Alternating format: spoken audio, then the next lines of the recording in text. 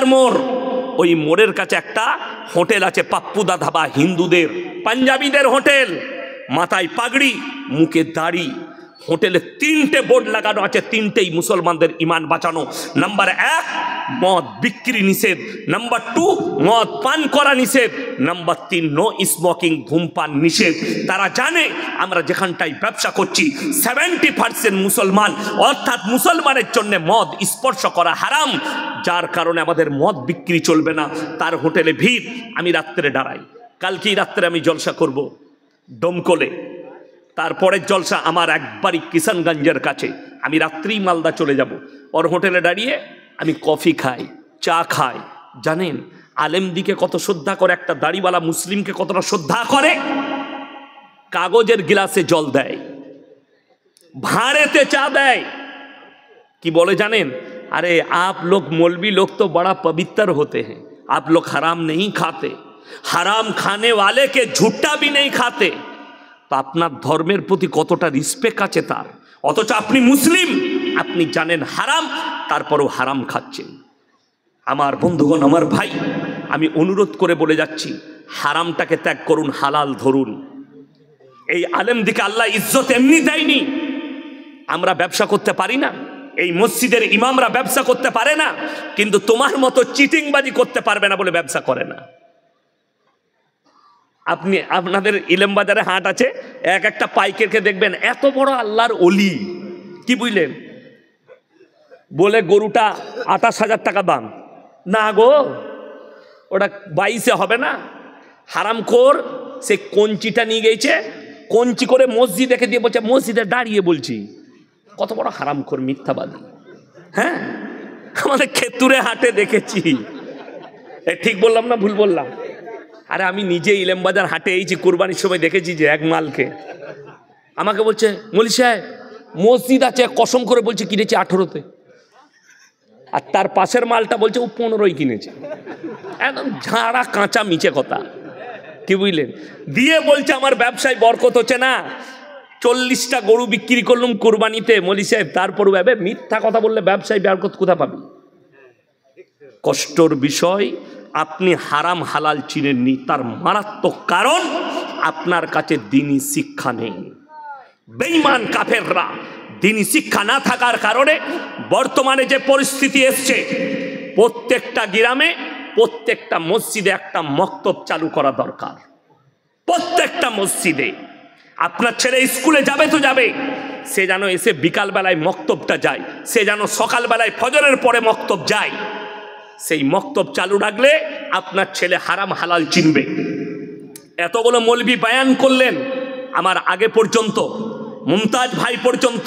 আচ্ছা, কেউ বলেছে যে ছেলেকে শুধু মাদ্রাসায় পড়িয়ে মৌলবি করো, ডাক্তার করা যাবে না, মাস্টার করা যাবে না, উকিল করা যাবে না, রেজিস্ট্রার করা যাবে না, IPS করা যাবে না? কেউ বলেছে?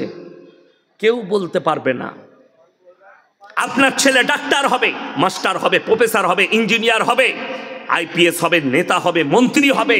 আল্লাহর কসম খেয়ে বলে যাচ্ছি, যদি তার কাছে দিন না থাকে আমার আল্লাহর কাছে কোনো মূল্য নাই। যদি দিন না থাকে আল্লাহর কাছে কোনো মূল্য পাবে না। আপনি সন্তানকে শিক্ষা দিতে পেরেছেন, দিন দিতে পারেননি, যার কারণে হারাম হালালের বিচার নাই। পাথরের গাড়ি চালায়। মুসলমানের অবস্থা বলে দিই কিরকম হারাম হালাল বুঝেছে। বীরভূমের অনেক ছেলে ডাম্পার চালায় না, পাথরের গাড়ি চালিয়ে নিয়ে গিয়ে পাথর খালি করবে কোথায়? বর্ধমানে, নাহলে ডানকুনিতে। হাই রোডে যেমনি চেপেছে আমাদের রোডে, হোটেলে ঢুকি 1 বোতল মদ খাওয়া হয়ে গেল। এরপরে হারামখোর বলছে রুটি আর মুরগির মাংস নিয়ে। হোটেলের কর্মচারী বেচারা মুরগির মাংস আর রুটি এনেছে। আচ্ছা বলুন তো, সে তখন জিজ্ঞেস করছে মুরগিটা জবাই না কাটা? আমরা হারামখোরকে জুতো করে মার। যে লোক মদ খেলো তার আর ওইটা দেখে লাভ আছে? কাটানা গুটা। আচ্ছা আপনারা বলুন তো, মদ হারাম না হালাল? আচ্ছা, যে মদ খাবে তাকে কি বলা যাবে? মদখোর, হারামখোর বলা যাবে না? মদ হারাম যখন।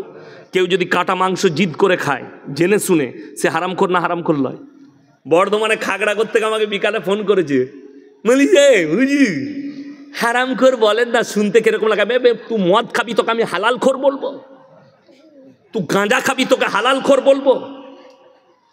তুই সুদ খাবি তোকে আমি হালাল খোর বলবো? আমাদের দেশে অসুবিধা কোথায় বলুন তো?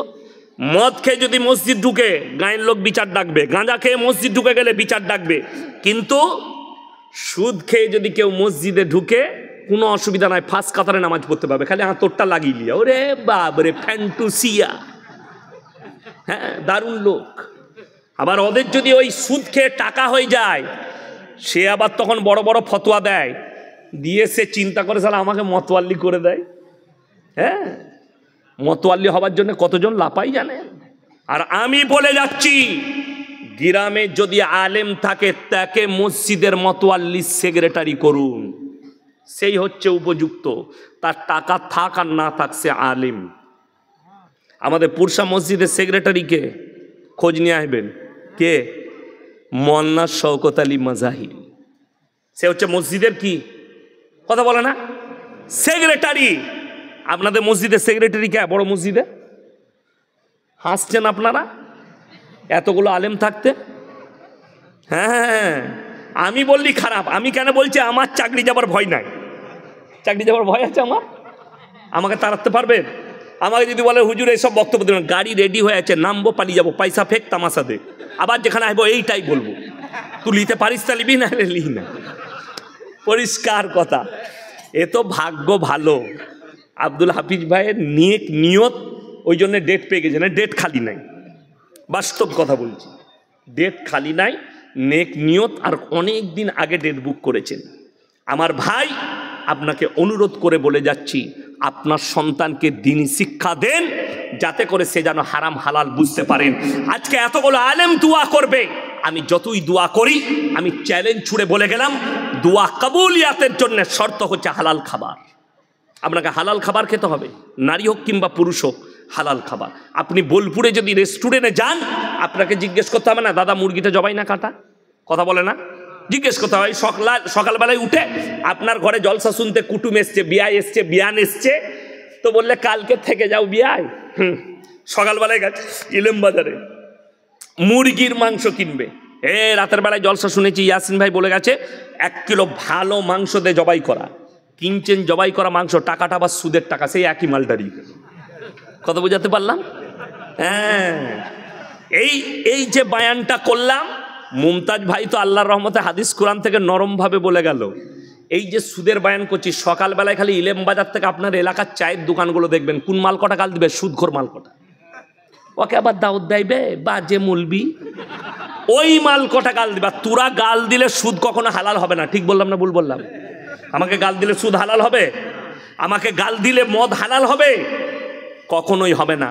মৌলবীকে তুমি গালি দাও, আমি এই বীরভূম ডিস্ট্রিক্টের কথা বলছি, জায়গার নাম করব না। ইমাম সাহেব জুম্মার দিনে সুদের বায়ান করেছে, রাতের বেলায় গিয়ে ইমামকে হুমকি দিয়েছে, রাত 12টার পরে, এরপর যদি কোনোদিন বায়ান করেছেন আপনাকে মার্ডার করব। বীরভূম ডিস্ট্রিক্ট, আমি জায়গার নাম করব না, তারা ধরে ফেলবে, মাল আমাদিকেই বলেছে। কিন্তু তারা যদি শুনে, তোমরা শোনো, তোমাদেরকে সাবধান করলাম, তুমি মৌলবীকে হুমকি দিতে পারবে, আল্লাহর কসম কোরআনের আয়াত তুমি কাটতে পারবে না, রাসূলের হাদিস তুমি কাটতে পারবে না। তুমি কবরে যাও, তুমি বুঝতে পারবে তুমি কত বড় হারাম পদক্ষেপ নিয়েছো। আপনারা বলুন, লটারির টিকিট হারাম না হালাল? আমি ইলেম বাজারে দেখাবো, মুসলমান লটারি বিক্রিও করছে, লটারি কাটছে, ঠিক বললাম না ভুল বললাম? ইলেম বাজারে দেখিয়ে দেবো আমি, মুসলমান নিজে লটারি বিক্রি করছে, কাউন্টার খুলে। তাকে জিজ্ঞেস করুন হালাল কোথা থেকে ফতোয়া পেলে। এই মৌলবীরা কেউ হালাল দিয়েছে ফতোয়া? যদি লটারির টিকিট কাটা হালাল হতো, এই ইমামরা তোমরা যা বেতন দাও, আমরা প্রত্যেক দিন একটা করে কাটতাম, 1 কোটি পড়ে গেলেই বাস কিস্তি মার। কথাটা বুঝতে পারেননি? হারাম বলি তো আমরা ওই জায়গায় যেতে পারি না, ওই জায়গায় দাঁড়াতে পারি না। আর তুমি ওটাকে হালাল করে নিয়েছো নিজের জন্যে, কত কষ্টের বিষয়। আর বেঈমান কাফেররা এটাই চেয়েছে, তারা কামিয়াবি লাভ হয়েছে। আপনি মুসলমান আজকে হারাম জিনিসগুলোকে হালাল করেছে, যার কারণ কেন?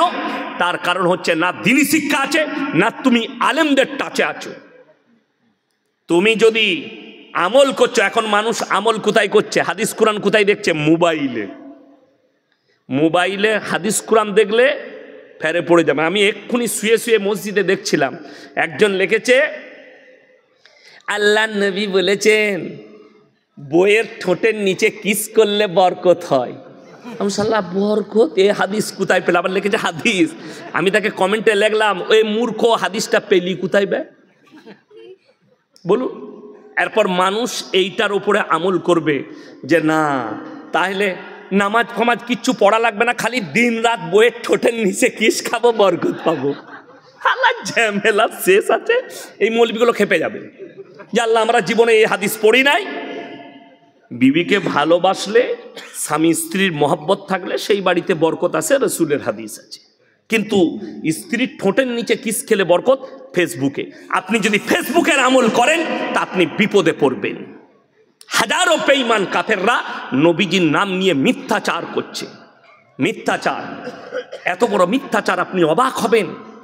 অথচ আপনার গ্রামে আলেম আছে, আপনার বাড়িতে আলেম আছে, আপনার মসজিদে ইমাম আছে, আপনি তার কাছ থেকে হাদিস জানলেন না, তার কাছ থেকে ইসলাম বুঝলেন না, দিন বুঝলেন না। শুনেলেন কিয়ামতের আলামত বুখারী শরীফের হাদিস, মানুষ যখন মূর্খর কাছ থেকে ইলম নিবে আর আলেমরা বসে থাকবে, আল্লাহ তাআলা ইলমের থেকে আগে আলেম দিকে তুলে নেবেন, বড় আলেম দিকে দুনিয়া থেকে তুলবেন। তার সূচনা শুরু হয়ে গেছে, বড় বড় আলেমরা দুনিয়া থেকে চলে যাচ্ছেন। ঠিক বললাম না?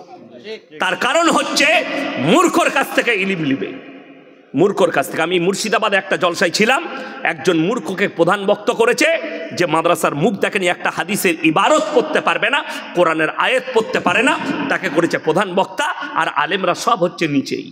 আমি স্টেজে চেপে বললাম এটা কিয়ামতের আলামত, আর কিয়ামতের আলামত তোমাদের জলসা থেকে সূচনা হয়েছে। আল্লাহ তাআলা যখন আলেমদের বেইজ্জতি হবে নবীজি বলেছেন।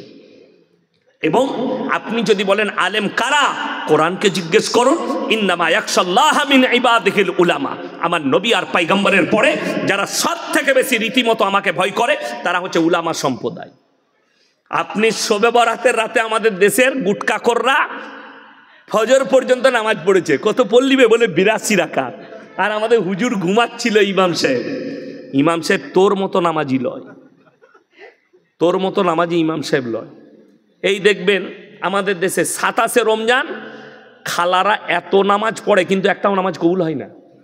আচ্ছা ঘুমিয়ে নামাজ কবুল হবে? আল্লাহ আলহামদুলিল্লাহ, এই নামাজ কবুল হবে? এই নামাজ তো আমরা মৌলবীরা পড়ি না, আলেমরা পড়ে না। আমরা কি নামাজ পড়ি? জান্দার নামাজ। আল্লাহু আকবার। আলহামদুলিল্লাহি রাব্বিল আলামিন আর রহমানির রহিম মালিকি ইয়াউমিদ্দিন ইয়্যাকা না'বুদু ওয়া ইয়্যাকা নাস্তাঈন। যখন নিদ্রা আসে আমরা নামাজ ছেড়ে বিছানায় যাই, ঠিক কি না? আর আপনি হালা ঘুম এলেও ছাড়বো না। এই আমাদের মা বোনেদের খুব ভালো দিন আসছে, রমজান মাস, সবাই রোজা রাখবেন তো? জোরে